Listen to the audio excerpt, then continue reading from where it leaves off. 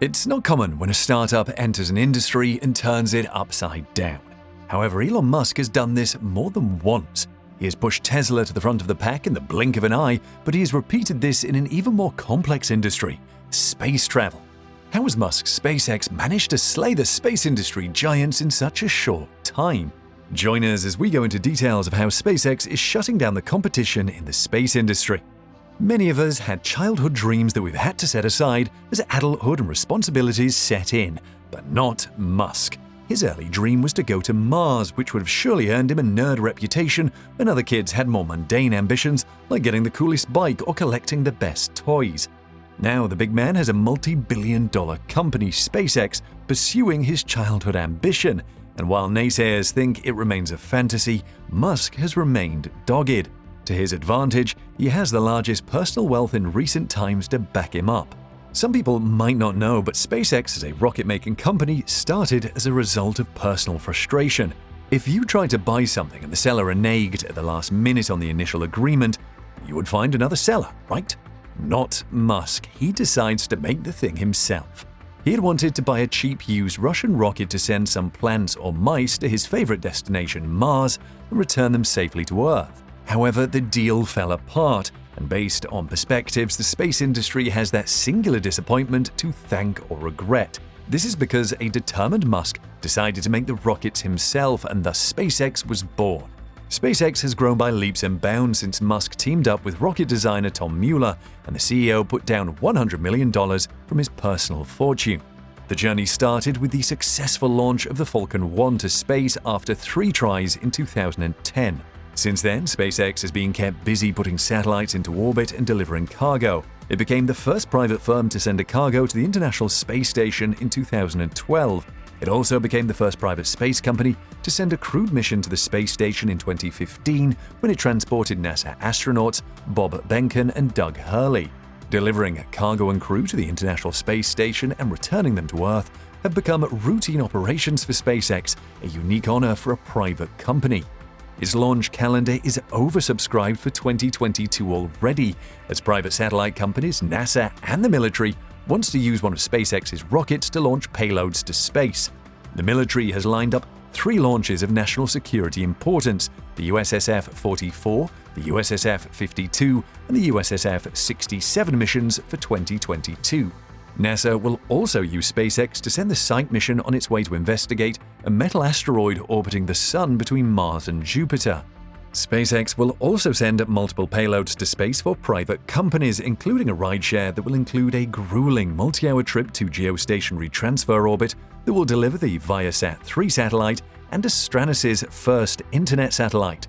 All these launches mentioned above are scheduled for only one of SpaceX's rockets, the Falcon Heavy. It seems everybody wants a piece of the Falcon Heavy, the most powerful operational vehicle in the world, more than twice as powerful as the next rocket. It can lift 64 metric tons, the equivalent of a fully loaded 737 jetliner, to orbit. The same rocket sent Musk's personal Tesla Roadster to space in 2018 and produced the iconic footage of 2 boosters performing a coordinated landing. SpaceX is making the biggest and most powerful spacecraft in history, the Starship, to advance Musk's childhood dreams of going to Mars. It is the tallest ever assembled rocket that will lift more than 100 metric tons to Earth orbit. The space vehicle will carry tons of cargo to Mars to set up the place ahead of the colonizers. This will involve many trips because we are talking of tons of cargo here. To make this possible, Musk plans to build up Starbase's capacity to build a Starship in just 3 days, which will produce 100 ships per year. He will be able to reach his goal of 1,000 Starships in just 10 years. The Starship will rule the space industry when it's ready, with NASA already committed to using it to put its astronauts back on the Moon. Interestingly, NASA also wants to go to Mars using the Starship. It would be nice to watch the race between SpaceX and NASA for who will get to Mars first. Even the US military is gearing up to use the Starship too, and a businessman has already paid for a trip around the Moon in the spaceship. Starship's specs are impressive, but the speed at which SpaceX is developing it is out of this world, pun intended. But how does SpaceX compare to the rest of the space industry?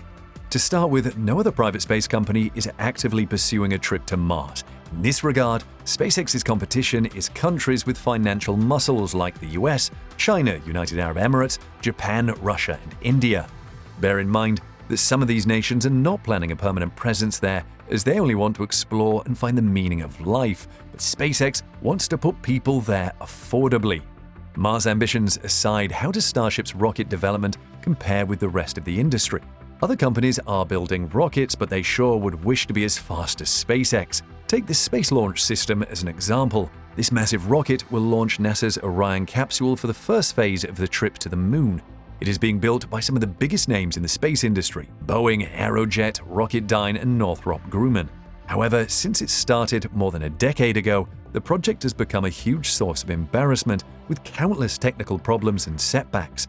It was meant to have flown for the first time in 2016, but the debut has been beset by improper management and severe cost overruns in the billions of dollars. The incompetence becomes more pronounced when you factor in that the SLS does not use new rocket boosters, but the Space Shuttle engines already proved to work. And here is SpaceX, which is building a spacecraft from scratch, complete with new rocket engines, and has gone from the Starhopper prototype to the S-20 and Booster 4 prototypes that are candidates for an orbital flight in less than 3 years. SpaceX's arch-rival Blue Origin also falls short in comparison. Its New Glenn rocket faces delays that have pushed it into the last quarter of 2022, which basically means 2023. Incredibly, the company blamed the delay on losing the Air Force's contracts to SpaceX and United Launch Alliance. The case of New Glenn highlights how behind Blue Origin is compared to SpaceX. Blue Origin is building a partially reusable rocket that can lift 45 metric tons to low Earth orbit. SpaceX, however, is building a fully reusable spacecraft that can lift 64 metric tons, but it is a company making publicly documented progress. If there was any competition between the two companies, that has been settled with NASA's Lunar Human Landing System, which SpaceX beat Blue Origin's coalition to. NASA declared SpaceX's proposal more economical and technically superior. Blue Origin has tried several methods to get a piece of the contract, including complaining at the US Government Accountability Office, which didn't work, lobbying Congress, penning an open letter to NASA administrator, promising to cut its quoted costs, and finally, heading to court. That is even apart from Blue Origin delaying United Launch Alliance's Vulcan Centaur rocket with the B-4 rocket engine. The Air Force paid nearly $1 billion to use the Vulcan to launch its national security satellites, in addition to SpaceX's Falcon 9 and Falcon Heavy rockets. Previously, United Launch Alliance used its Atlas V that used Russian-made rocket engines to launch Air Force's satellites, but had to develop a new rocket when Congress passed a law banning the Russian engines. However, Blue Origin is holding up the Vulcan by delaying the B-4 rocket engines. As it is, no other private space company comes close to SpaceX, and it will remain like that for some time. Let us know what you think of SpaceX shutting down the competition in the space industry in the comment section.